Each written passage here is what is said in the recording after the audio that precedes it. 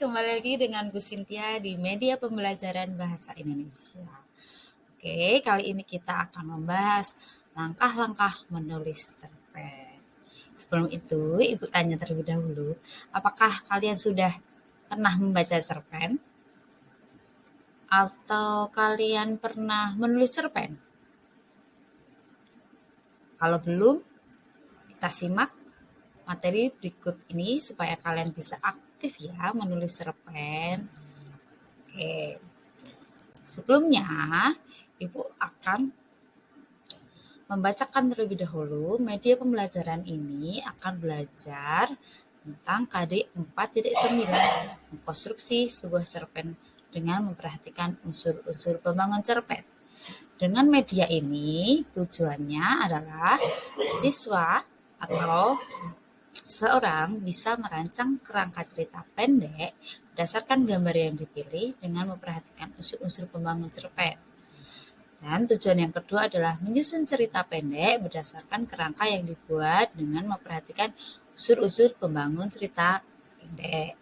Selanjutnya, bagaimana ya menulis cerpen itu? Pasti itu menjadi pertanyaan yang sering sekali ditanyakan oleh murid-murid Ibu di kelas ataupun orang-orang yang ingin memulai menulis. Kira-kira bagaimana ya menulis? Oke, untuk mengetahui bagaimana menulis, kita lanjut dulu, kita lihat dulu. Nah, siapakah mereka? Apakah kalian tahu siapakah tokoh-tokoh yang ada di slide yang di depan? Nah, di situ ada yang paling cantik, ada Dewi Lestari, ada Boy Chandra, ada Darelie. Ini yang juga sering menjadi YouTuber, itu siapa? Raditya Dika. Dan salah satu musisi di Indonesia juga yang terkenal dengan bukunya itu adalah Firsa Besari ya. Yang menyukai lagu-lagunya pasti tahu lah Firsa Besari itu siapa. Gitu ya. Kemudian, nah, dan yang terakhir ada Ibu Asma Nadia. Beliau adalah penulis aktif yang selalu menulis bukunya itu bertemakan perempuan. Entah itu tentang perjuangan perempuan, menghadapi kehidupannya, ataukah tentang percintaan perempuan yang soleh. Gitu ya. Nah, dari tokoh-tokoh ini kita bisa belajar bahwa menulis itu sebenarnya mudah. Hanya saja ada keinginan gitu. Seperti Firsa Besari, dia pernah menceritakan bahwa pertama kali dia menulis itu karena terpengaruh ketika dia melakukan perjalanan di suatu pulau itu, kemudian dia diberikan oleh temannya itu adalah sebuah buku karyanya Pramudia Anantatur. Dan dia baca karena di dalam perahu itu, di dalam kapal kan tidak bisa melakukan apa-apa. Secara terpaksa dia membaca bukunya. Nah, ternyata setelah membaca buku Pramudia Anantatur, dia memiliki ide untuk menulis kisah hidupnya sendiri gitu, kisah perjalanannya sendiri. Jadi sebenarnya itu menulis itu bukan karena keinginan juga, tapi karena ada tuntutan, ada keinginan juga sih sebenarnya, ada keinginan dari membaca. Yang pertama pasti dari membaca terlebih dahulu, baru dia ada rasa ingin menulis apa yang dialami gitu ya, atau suatu kejadian ketika dia mengalami sesuatu pasti dia ingin mendokumentasikan dalam bentuk tulisan gitu. Selanjutnya masuk ke materi bahwa langkah-langkah menulis cerpen itu ada beberapa langkah. Yang pertama adalah menentukan ide cerita. Nah, ide cerita itu bisa kalian dapat dari pengalaman pribadi atau yang sering curhat-curhatan nih dengan temennya. Itu biasanya dari curhatan teman, idenya dari curhatan teman. Atau entah dari fenomena ketika kita mengalami atau melihat fenomena seperti misalnya adalah kejadian pesawat jatuh, kemudian atau bencana, atau ada pembukaan sebuah perusahaan, atau munculnya sebuah boyband, atau dari acara Ipin Upin, itu bisa menjadi ide kita dalam menuliskan sebuah cerita gitu ya. Nah, lanjut. Setelah kita menemukan ide, entah itu dari khayalan atau kehidupan pribadi, berarti dari fakta gitu ya, kita harus membuat kerangka karangan terlebih dahulu. Nah, kerangka karangan dalam cerpen itu kan ada unsur-unsur bangunannya. Jadi kita tentukan terlebih dahulu. Yang pertama tadi adalah ide temanya. Idenya itu dari mana? Dari pribadi, dari orang lain, atau dari sebuah fenomena gitu ya.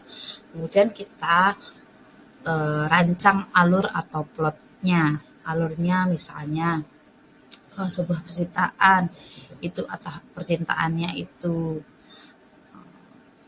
percintaan sepasang kekasih atau percintaan yang tidak terbalaskan atau misalnya kasih sayang seorang ibu dan anak, orang tua atau keluarga gitu, ceritanya seperti itu. Kemudian dibuatlah konflik-konfliknya apa saja gitu. Lanjut lagi penokohannya, tentukan berapa tokoh utamanya, berapa tokoh pendukungnya. Misalnya kalau di dalam drama Korea itu tokoh utamanya 2, tapi tokoh pendukungnya ada banyak, ada 6, ada 5, siapa aja, apakah itu dari teman, orang tua, dan sebagainya. Lanjut lagi, kita tentukan juga latarnya. Latarnya mau di mana? Di sekolah, di pegunungan, atau di pasar, atau di pantai.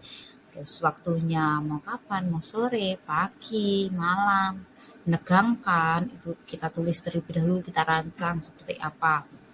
Lanjut lagi, ceritanya itu diceritakan dari sudut pandang siapa?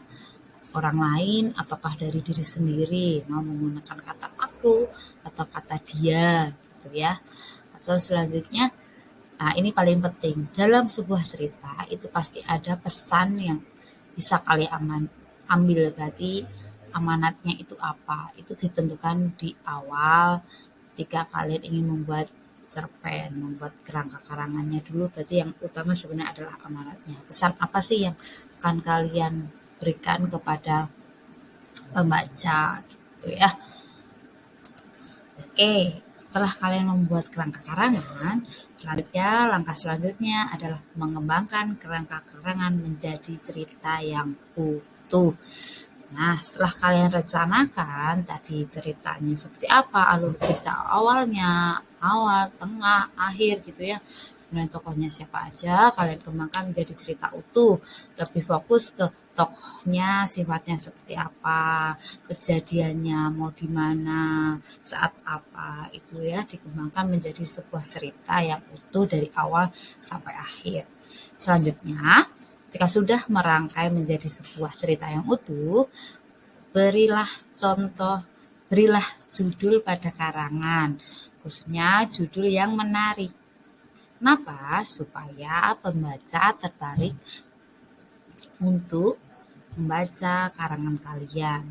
Karena ketika pembaca sudah tertarik dari judulnya, pasti dia akan membaca secara utuh dan pesan apa yang akan kita sampaikan tersampaikan kepada pembaca. Gitu ya. Lanjut, langkah kelima adalah langkah terakhir. Ketika sudah menulis secara utuh, periksalah kembali, baca kembali apakah ada kesalahan tulisan, apakah ada alur yang perlu diperbaiki atau perlu cerita yang ternyata tempatnya harusnya di sini gitu ya, itu harus diperbaiki. Nah, itu menjadi langkah terakhir kita untuk bisa memperbaiki cerita cerpen kita sebelum kita share ke teman-teman atau kita share ke media sosial atau apapun, atau cerita yang harus dikumpulkan ke guru. Jadi sebelum kita sampaikan ke orang banyak, kita perbaiki terlebih dahulu apabila ada kesalahan kata ataupun kalimat. Gitu ya. Nah, kunci dalam sebuah menulis karya itu adalah satu, jangan pernah pantang menyerah apapun kondisinya. Kita coba terlebih dahulu, pasti karya pertama kita belum sesempurna itu. Tapi apabila kita selalu mencoba menulis kembali, pasti kita akan punya pengalaman untuk bisa menulis dengan baik, benar, dan menarik oleh orang lain. Gitu. Jadi tetap semangat. Sampai bertemu kembali bersama Pusinja di media pembelajaran selanjutnya. Bye.